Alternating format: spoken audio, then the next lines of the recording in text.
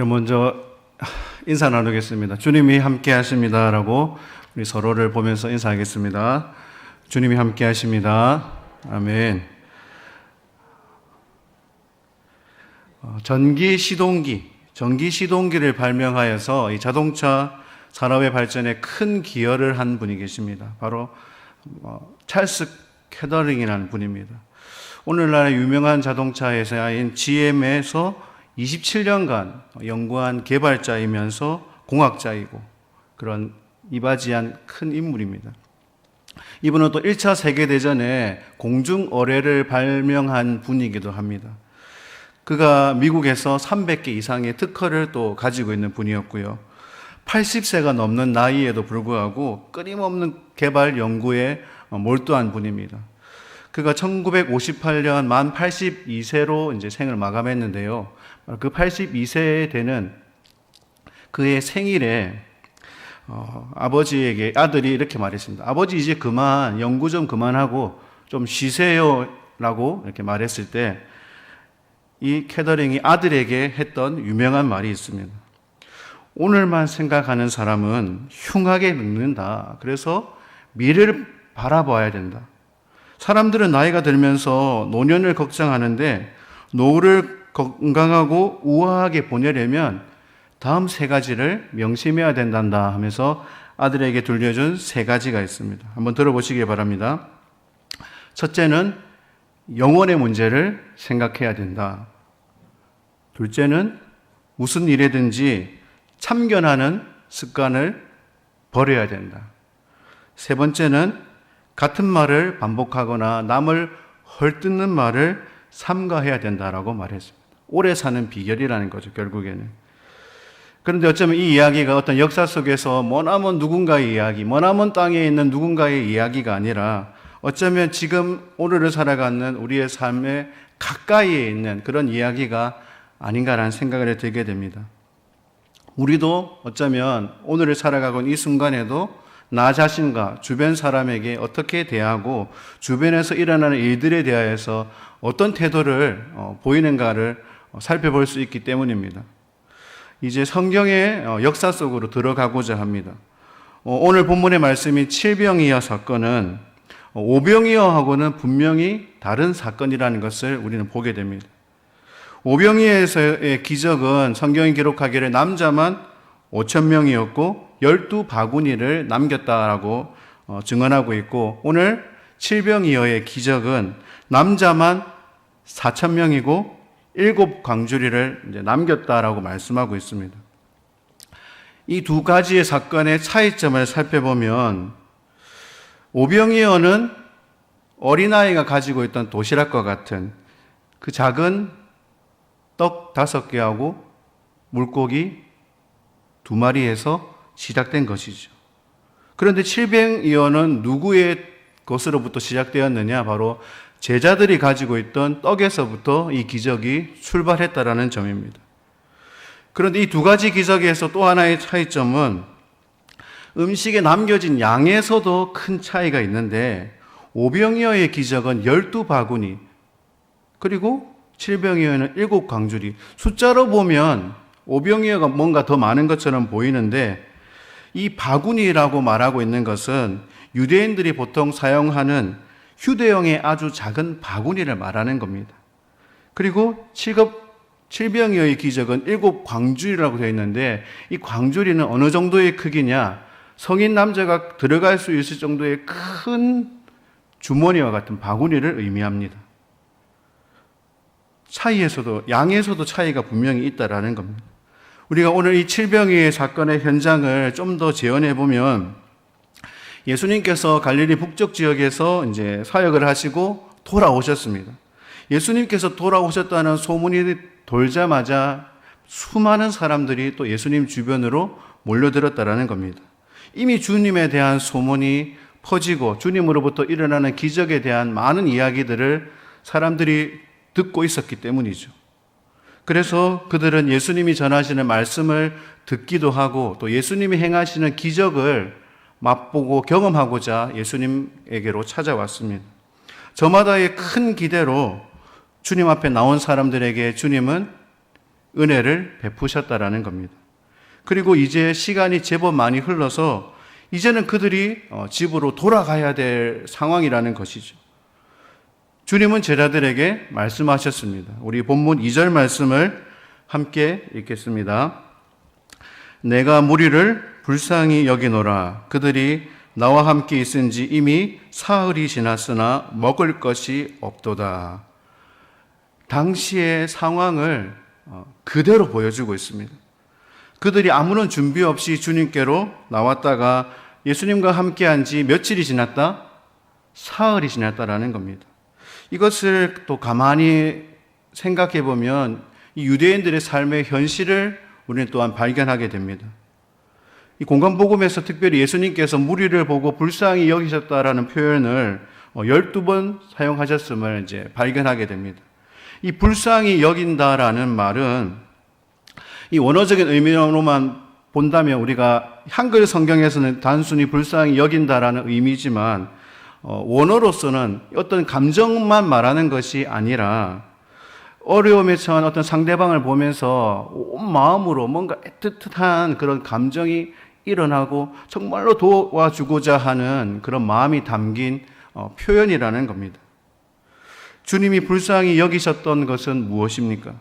바로 그들이 가지고 있는 그 육신의 배고픔을 포함하고 더 나아가서 그들이 갈급해야 하는 영적인 것도 포함되어 있다라는 사실입니다. 이 주님 앞에 몰려든 그들의 상태, 그들이 주님을 향해 가지고 있는 그런 마음이 어떻다는 것을 바로 예수님이 잘 알고 계셨기 때문입니다. 주님은 제자들을 불러내셔서 그 마음을 나타내고 계신 것이죠. 내가 무리를 불쌍히 여긴다라고 말씀하셨습니다.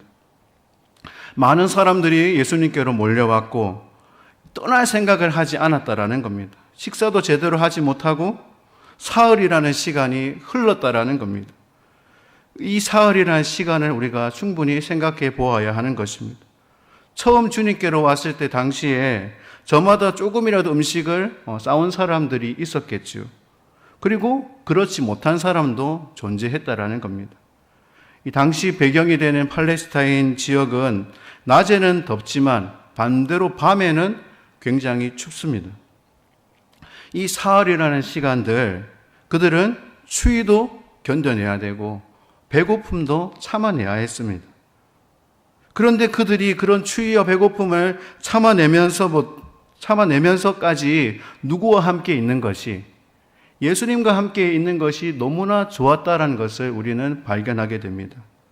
그러니 주님은 당연히 그들을 향하여서 불쌍히 여기시는, 긍휼히 여기시는 마음이 훨씬 더 컸다라는 것을 우리는 깨닫게 됩니다. 주님은 그들을 서둘러 돌려보내신 것이 아닙니다. 사흘이라는 시간 동안 자신과 함께한 사람들을 각자 그냥 돌려보내면 되지만 주님은 어떻게 표현하고 계십니까? 그들이 집으로 돌아가다가 각자 그들의 갈 길로 가다가 기진할 것 같다라고 말씀하고 있습니다. 이것이 바로 당시의 유대인들의 삶을 보여주고 있습니다. 유대인들의 삶, 그들 안에서도 분명히 빈부의 차이가 있었습니다. 사 먹을 만한 돈도 없는 사람도 존재했다라는 겁니다.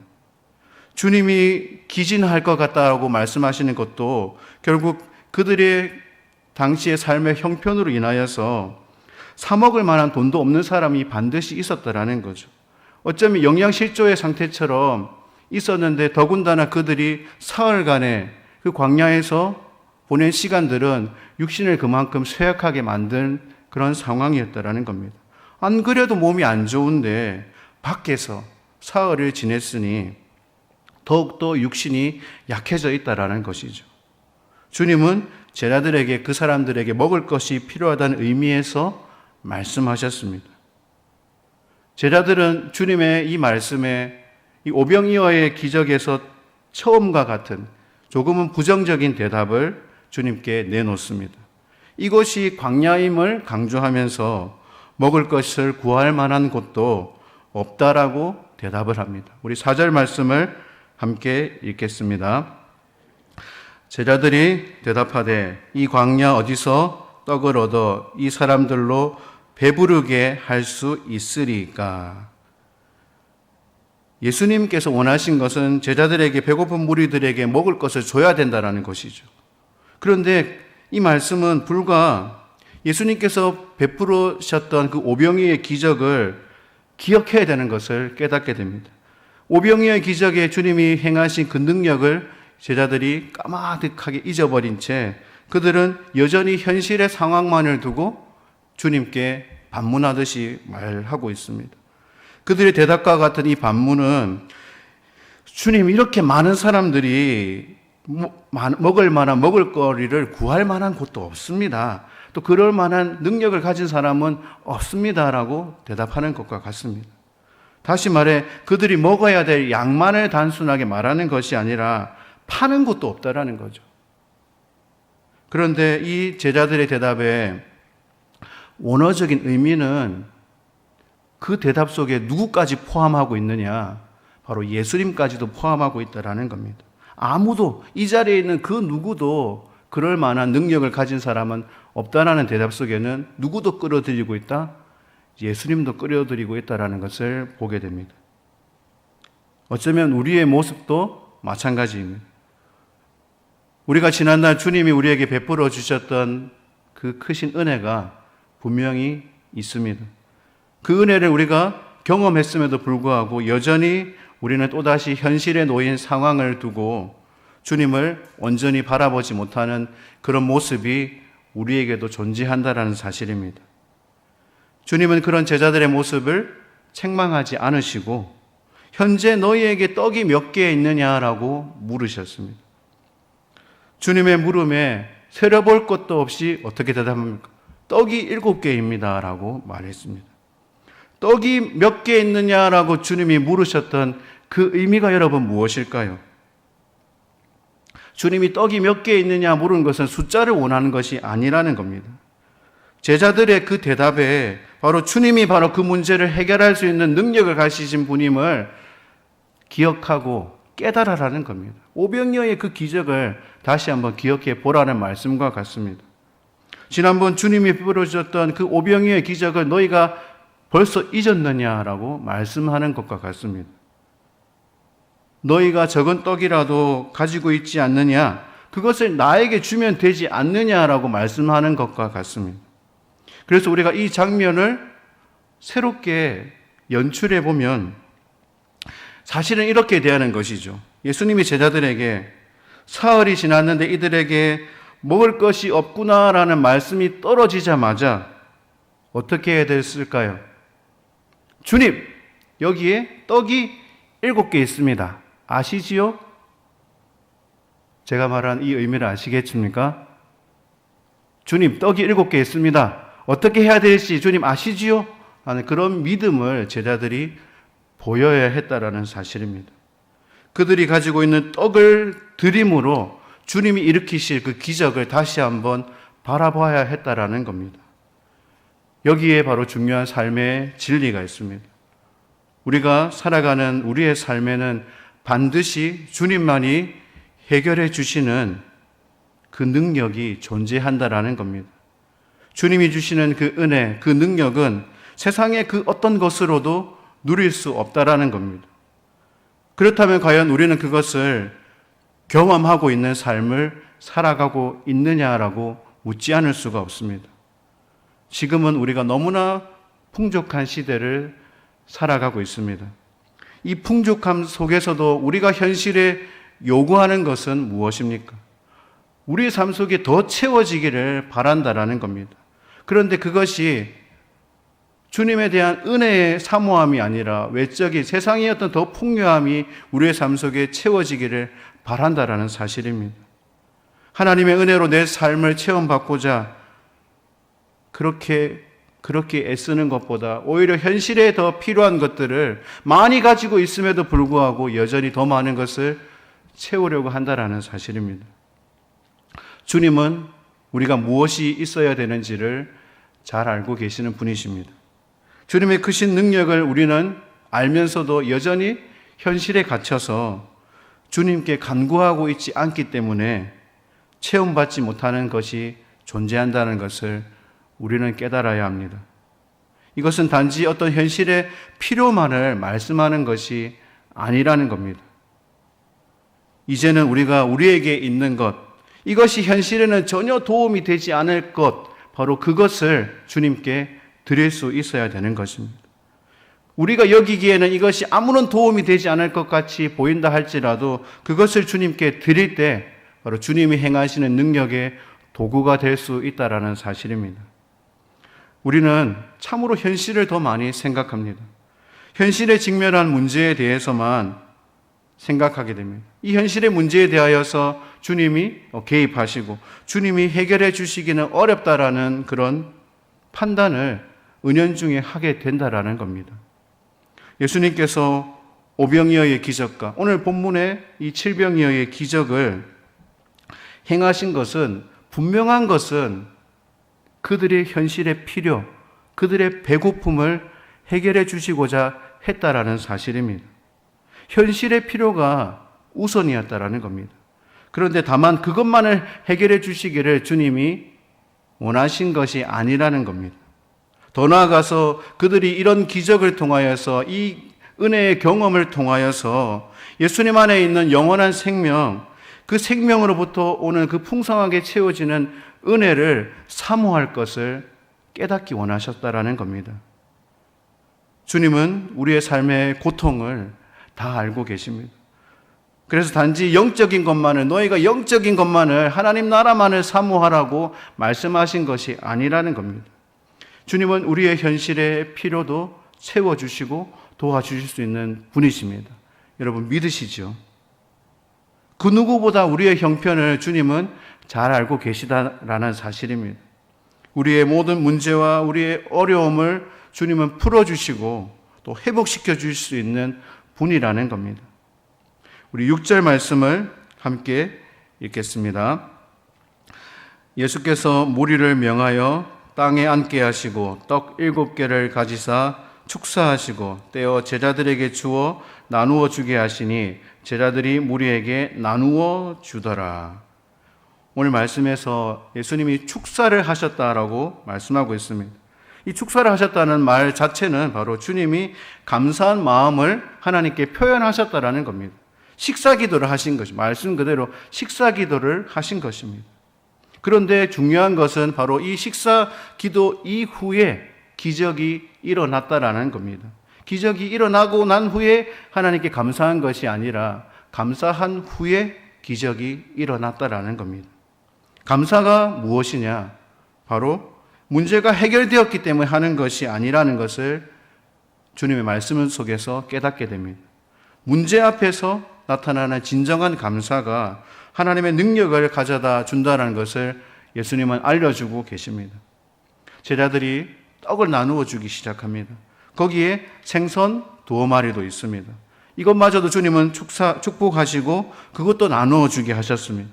거기에 있는 모두가 배불리 먹고도 남을 만한 많은 음식의 양이 생기는 기적이 일어났습니다. 오늘 본문에 등장하는 이 4,000명의 숫자는 남자들만 가리키는 표현입니다. 그런데 거기에 여자와 아이들까지 있다고 포함한다면 그 숫자는 엄청난 것입니다. 주님 앞에 있는 것은 단지 떡 7개와 물고기 2마리 뿐이었습니다. 주님의 능력을 경험하는 것은 현재 가신 것에 대한 감사의 삶을 살아가는 것에서부터 출발한다는 사실을 깨달으시기 바랍니다. 사람들은 현재 내가 가지고 있는 어떤 것들, 내가 가지고 있는 많은 것들로 무언가를 할 수 있다라고 판단합니다. 여러 조건들이 갖춰져야지 그 일을 해낼 수 있다라고 여깁니다. 그러나 그 어떤 것도 그런 조건이 필요하지 않다라는 것을 우리는 주님의 그 기적을 통해서 깨닫게 됩니다. 오늘 말씀에 앞서서 성경을 우리가 읽어보면 마가복음 7장에 수로보니게 여인이 예수님께 어떤 은혜를 구했습니까? 상 아래 떨어지는 부스러기와 같은 그런 은혜라도 나에게 베풀어 주신다면 그것이 놀라운 기적을 가져다 줄 것을 그녀는 믿었습니다.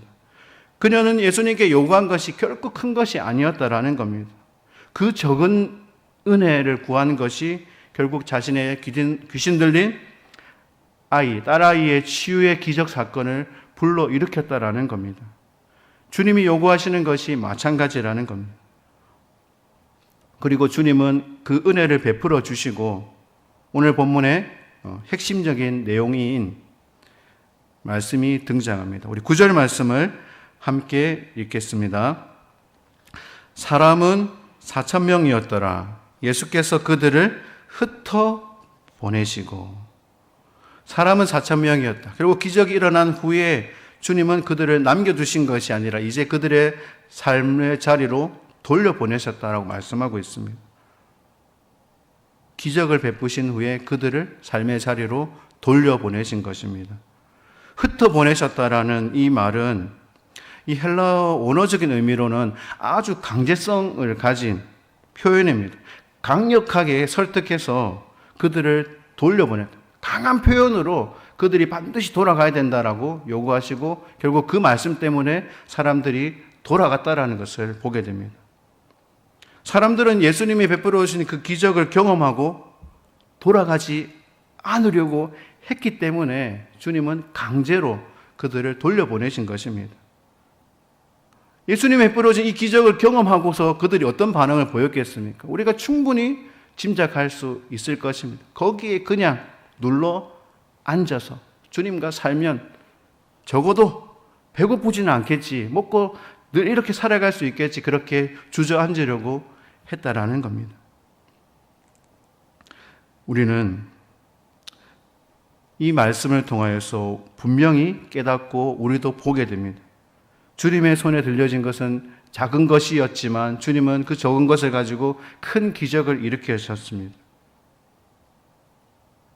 예수님과 함께라면, 예수님과 함께하는 이 자리라면 내가 아무런 소망이 없어도 굶어 죽을 일은 없겠다라고 여기는 그런 태도가 어쩌면 우리에게도 있을 수 있습니다. 그들은 주님께 남아있겠다는 의지의 표현으로서 주님과 함께 있다는 그런 믿음을 보임으로 내가 이만큼 주님을 위한다는 것으로 보였을 수도 있습니다. 예수님을 따르려고 하는 그런 의지를 보였다라는 겁니다. 그런데도 주님은 그들을 남겨두지 않았다라는 겁니다. 여기에서 우리가 조금 생각해 본다면 한 번에 그렇죠. 4,000명 그리고 더 많은 숫자 여자와 아이까지 포함한다면 10,000명에 가까운 사람, 주님을 따르고자 하는 10,000명에 되는 그 많은 사람들이 있다라는 겁니다. 그런데 주님은 그 10,000명을 다 돌려보내신 것이죠. 예수님을 지지하고 예수님 응원해 줄 그 많은 사람들이 한꺼번에 생겼는데 주님은 그들을 돌려보내셨다라는 겁니다. 우리가 또 다른 의미에서 예수님은 자신을 따를 때, 예수님을 따를 때 요구한 것이 있습니다. 예수님은 무엇을 요구하셨습니까? 모든 것을 버려두고 주님을 쫓을 것을 원하셨습니다. 거기에는 심지어 누구마저 포함하고 있습니까? 자신의 가족마저도 버릴 것을 요구하셨습니다. 제자들은 주님을 따르기 위해 모든 것을 버리고 예수님을 쫓았습니다. 오늘 본문에 있는 그곳에 있는 현장에 모인 사람들도 어쩌면 그런 마음으로 주님을 따르고자 남았다라는 겁니다. 그런데 그들의 남음의 목적은 어쩌면 제자들이 주님을 따르고자 하는 목적과는 조금 다를 수도 있겠지만 그 당시의 문화라든지 그 당시에 우리가 상황을 살펴본다면 어쩌면 다르지 않다라는 것입니다. 주님은 그들이 처한 삶의 자리로 흩어 보내셨습니다. 왜 돌려보내셨느냐? 그들이 여기 남아있는 것이 아니라 오히려 현실을 살아내는 것이 더 중요하기 때문에 그들을 돌려보내신 것입니다. 기적이 날마다 일어나면 좋겠지만 그 기적이 날마다 존재하는 것이 아님을 또한 깨우쳐 주시기 위함이었습니다. 우리도 마찬가지로 주님의 기적을 경험하는 것이 참으로 큰 은혜이겠지만 우리 각자가 살아가는 삶 속에 이 현실을 살아내는 것이 더 중요하다는 것을 깨닫게 됩니다. 지나치게 어떤 특별한 기적을 쫓아가고 그런 은혜만을 사모하는 그런 인생이 되어서는 안 되기 때문입니다. 기적이 일어나지 않는다 할지라도 우리는 주님을 따라갈 수 있는 그런 믿음이 있어야 하기 때문입니다. 우리 1, 2 남성교회 헌신 예배로 이 시간 예배를 드리고 있습니다. 특별히 1, 2 남성교회 헌신 예배, 그리고 또 각 가정에서 온라인으로 예배에 참여하시는 분들, 그리고 이곳에 함께 하시는 모든 분들, 어쩌면 이곳에 있는 이 1, 2 남성교회 우리 회원분들은 우리 동네 중앙교회에 있어서 역사의 증인들이시죠. 누구보다도 가장 일선에서 교회를 위하여서, 우리 동네 중앙교회를 위하여서 많은 시간을 애쓰고 헌신하셨던 많은 분들입니다. 그 하나님의 은혜를, 교회 가운데 부어주셨던 그 하나님의 은혜를 누구보다 많이 경험하셨던 분들인 줄 믿습니다. 맞습니까? 그런데 우리가 여기서 살펴볼 것이 있습니다. 우리가 우리 자신을 생각할 때, 우리 1, 2 남성교회 회원분들이 생각할 때 과거의 어떤 기적들, 하나님께서 과거에 우리 교회에 부어주셨던 그 은혜만을 자랑하는 그것으로 모든 것을 삼아서는 안 된다라는 겁니다. 과거의 어떤 영광에 머물러서 그것을 자랑하고 그 현실에, 그 과거 속에 머물러 있어서는 안 된다라는 겁니다. 우리는 끊임없이 오늘 지금 이 순간에도 우리에게 부어주실 그 하나님의 은혜를 향하여서 나아갈 수 있는 삶이 되어야 되는 것입니다. 여러분 스스로에게 질문해 보시기 바랍니다. 여러분의 삶이 과거에 머물러 있는 삶인지, 아니면 오늘 나에게 주어진 삶의 자리로 나아가서 주님 주신 그 사명을 더욱더 붙들고 있는 그 삶을 살아내고 있는지를 한번 물어보시길 바랍니다. 오늘의 삶의 현장은 너무나 시시각각 빠르게 변화하는 이 세상의 물결 속에 너무나도 분주한 삶을 살아갑니다. 하루를 돌아보면 이 하루 속에 뭔가를 많이 한 것처럼 느껴지는데 내가 뭐 했지를 생각해 본다면 아무것도 생각나지 않는 그런 경험을 여러분 하지 않습니까? 그렇게 바쁘게 하루를 쫓기듯 그렇게 하루를 지내왔는데 돌아보면 무엇을 했는지 기억하지 못하는 그런 시간들을 우리가 보내게 됩니다. 어쩌면 그것이 결국 우리 스스로 만들어버린 그 바쁘고 분주한 삶 속에 결국에는 하나님의 은혜를 잊고 살아가게 만드는 것임을 깨달아야 하는 것입니다. 우리는 주님께 받은 그 은혜를 가지고 세상에 나아가 이 하루하루를 살아가야 되는 존재임을 믿으시기 바랍니다. 이 땅에는 어쩌면 하루 벌어 하루 먹어 살아가는 사람들도 분명하게 존재합니다. 그 하루의 시간조차 없어서 어쩌면 그 하루를 더 얻고자 하는 그런 사람들도 있습니다. 또 반대로 풍족하게 누릴 만한 것이 있기 때문에 현실에 만족해하며 살아가는 그런 사람들도 있습니다.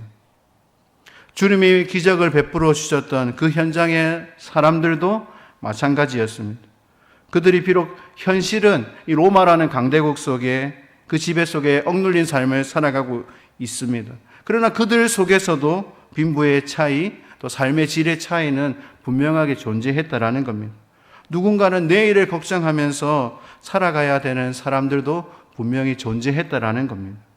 그러나 중요한 것은 주님은 그 자리에 머무는 것이 아니라 삶의 자리로 나아가기를 원하셨다라는 겁니다. 저마다의 방법으로 주님이 나에게 베풀어 주신 그 은혜를 기억하고 그 삶을 살아내기를 원하셨다라는 것을 오늘 실병이의 기적을 통해 새롭게 발견되는 은혜가 있기를 소망합니다. 미국 감리교 선교사 스탠리 존스가 인도의 선교사로서 유명하신 분이죠. 그래서 이 인도의 문화와 종교를 존중하면서 굉장히 복음에 앞서서 지금까지도 모든 사람에게 존경받는 선교사입니다. 미국 타임즈는 그 사람을 가리켜서 이 스탠리 존스를 향하여서 세계에서 가장 위대한 선교사라고 표현하였습니다. 그가 80이 넘는 나이에 순례자의 노래라는 제목으로 자신의 자서전을 집필하였습니다. 인도 선교 현지에서 은퇴를 하고 자신이 속한 이 서양 사회에서 오히려 이제 서양 사회를 위한 선교사가 되었습니다. 자신을 후원했던 사람들, 자신의 선교지에서 선교 사역을 감당하도록 자신을 후원했던 사람들을 선교하고자 하는 그런 마음에서 이 책을 집필하였습니다. 여러분 참 이상하지 않습니까? 자신을 후원했던 사람들을 다시 선교한다. 그들은 이미 예수님을 믿기 때문에 복음 사역에 동참하고자 이 스탠리 존스를 후원한 것이 아니냐 하는데, 이 스탠리 존스는 그들을 선교하고자 했다라는 겁니다. 그가 자서전 속에서 이 선교하고자 했던 사람들은 어떤 사람들이냐? 지금까지 자신이 바른 믿음 속에 살아왔다고 스스로 여기는 사람들이었습니다. 그리고 바로 그들에게 이 스탠리 존스는 이 80 넘은 노인의 일평생 복음 사역을 감당하면서 이 자신의 이야기를 들려주면서 자신의 이 노래가 아직도 끝나지 않았다라는 것을 알려주고 있습니다. 이 자서전이 마치 자신의 업적을 자랑하기 위함이 결코 아니었다라는 겁니다. 일평생 주님을 바라보며 살아가는 그리스도인의 보고서와 같았습니다. 날마다 자신의 삶이 주님께로 성화되어가는 삶을 살아가야 하는 한 그리스도인의 모습이라는 것을 바로 그들에게 알려주고 있다라는 겁니다. 일평생 주님에 대한 변함없는 사랑, 그리고 그 삶의 자리에 역사하시는 하나님의 능력을 의지하고 오늘을 살아가야 될 것을 바로 우리에게 들려주고 있습니다. 사랑하는 여러분, 우리가 이 예배의 자리를 떠나서 세상에 우리에게 흩어진, 우리에게 주어진 삶의 자리로 돌아갔을 때 현실에 채워지지 않는 것으로 우리는 주님의 은혜를 잊는 존재가 되어서는 안 되는 것입니다. 과거의 어느 시간에, 특정한 시간에 주님을 위하여서 내가 많은 것을 했음을 또 자랑하는 그 삶에 머물러 있어서도 안 되는 것입니다. 주님은 지금 여전히 우리를 세상으로 돌려보내셔서 우리가 살아가는 각자 삶의 자리에서 주님이 주신 직분과 사명을 더욱더 감당하기를 원하신다라는 겁니다. 주님의 이 은혜를 날마다 기억하면서 주님의 나라를 위하여서 더욱더 헌신의 자리로 나아가는 저와 여러분들 되시길 소망합니다.